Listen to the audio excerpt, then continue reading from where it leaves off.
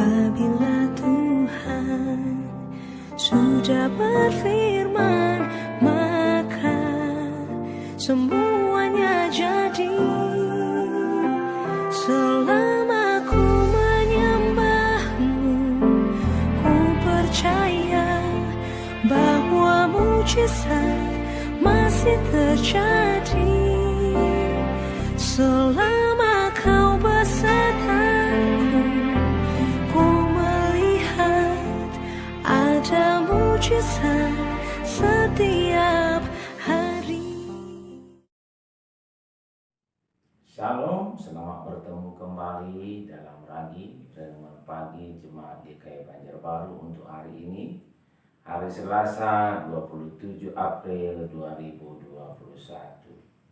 Sebelum kita membaca merenungkan 1 Tawaris 11 ayat 1 sampai yang ke-9, 1 Tawaris 11 ayat 1 sampai 9, marilah kita berdoa. Ya Tuhan Allah Bapa kami yang kekal, mengasihani kami, menggembalakan kami dalam nama Tuhan Yesus. Terima kasih atas saat ini, terima kasih atas firman-Mu yang akan kami baca dan renungkan. Mohon berkuasa Roh-Mu yang kudus, kami boleh terus bertumbuh dalam kebenaran firman-Mu dalam nama Tuhan Yesus. Amin. 1 Tawarikh pasal yang ke-11 ayat 1 sampai 9 dengan judul perikop firman Tuhan. Daud menjadi raja atas Israel. Daud merebut Yerusalem dan menetap di sana. Begini bunyinya. Lalu berkumpullah seluruh Israel kepada Daud di Hebron dan berkata, ketahuilah kami ini darah dagingmu. Telah lama ketika Saul memerintah, engkaulah yang memimpin segala gerakan orang Israel. Dan Tuhan Allahmu telah berfirman kepadamu, engkaulah yang harus menggembalakan umatku Israel. Dan engkaulah yang menjadi raja atas umatku Israel. Maka datanglah semua tua-tua Israel menghadap raja di Hebron. Lalu Daud mengadakan perjanjian dengan mereka di Hebron di hadapan Tuhan. Kemudian mereka mengurapi Daud menjadi raja atas Israel, seperti yang difirmankan Tuhan dengan perantaraan Samuel. Lalu Daud dengan seluruh orang Israel pergi ke Yerusalem. Itulah Yebus, dan di sana orang Yebus adalah penduduk negeri itu. Penduduk Yebus berkata kepada Daud, engkau tidak sanggup masuk kemari. Tetapi Daud merebut kubu pertahanan Sion, yaitu kota Daud. Daud telah berkata, siapa lebih dahulu memukul kala orang Yebus, ia akan menjadi kepala dan pemimpin. Lalu Yoab anak Zeruya yang menyerang lebih dahulu, maka ia menjadi kepala. Lalu Daud menetap di kubu pertahanan itu, sebab itu orang menamainya kota Daud.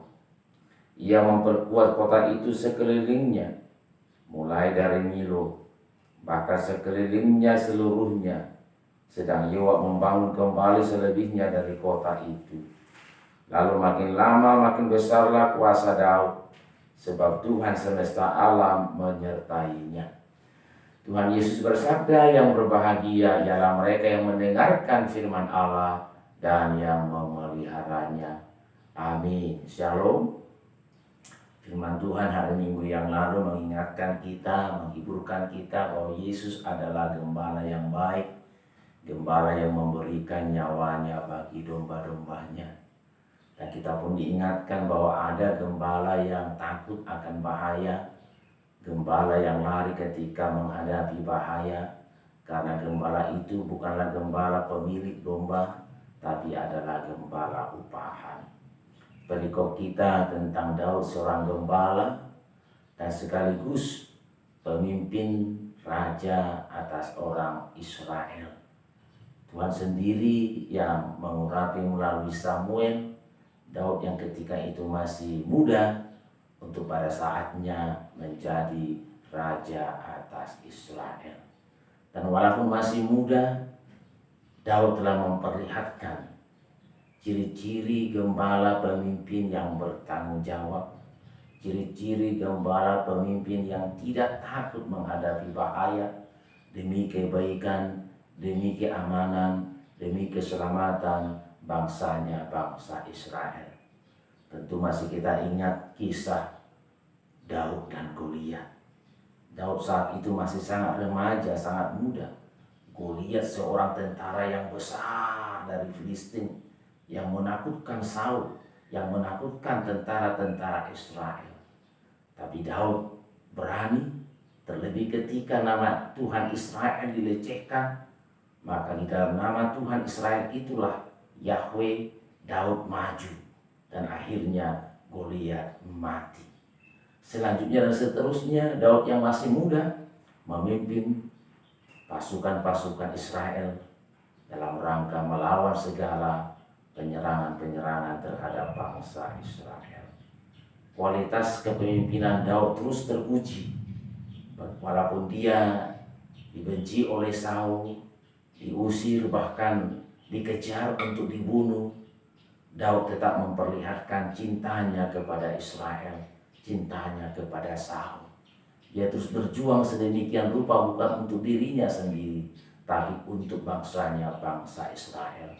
Dalam perikop kita tiba saatnya, sesudah Saul mati, bangsa Israel melihat dan mempercayai bahwa Daudlah yang telah difirmankan oleh Tuhan untuk menjadi raja, menjadi gembala atas Israel. Sehingga mereka mendatangi Daud di Hebron dan mereka bersama bersepakat mengukuhkan Daud bukan saja hanya menjadi raja bagi Yehuda, tapi raja bagi seluruh Israel.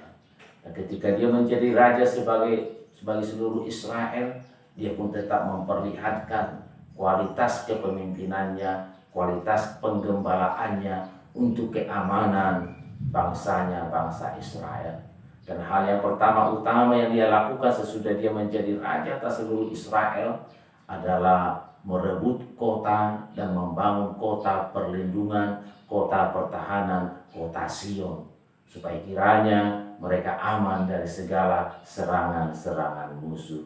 Biarlah ini menjadi gambaran bagi kita untuk kiranya oleh anugerah Tuhan pun kita boleh memperlihatkan kepemimpinan kita, tugas tanggung jawab kita dalam rangka kebaikan orang yang kita pimpin, yang kita bimbing, keluarga kita, dan biarlah kita boleh membawa mereka semuanya di dalam kota perlindungan, kota yang itu di dalam nama Tuhan Yesus Kristus.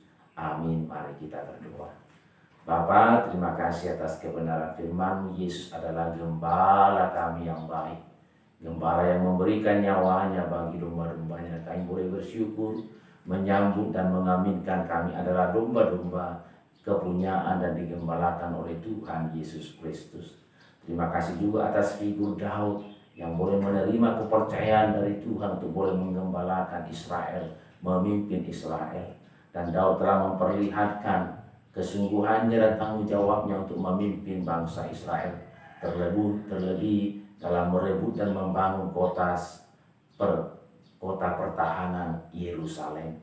Bersyukur ya Tuhan, kami bersyukur bahwa kami pun boleh berada di kota pertahanan di dalam nama Tuhan Yesus. Dan ajarlah kami dalam segala posisi kami boleh terus memperlihatkan tugas tanggung jawab kami sebagai anak-anak Tuhan yang bertanggung jawab, sebagai anak-anak Tuhan yang sungguh melakukan yang terbaik bagi sekitar kami, bagi keluarga kami, bagi jemaat kami, bagi masyarakat kami, bagi negara kami. Terima kasih Bapa, terpujilah Engkau dalam nama Tuhan Yesus Kristus, gembala yang baik, gembala yang setia.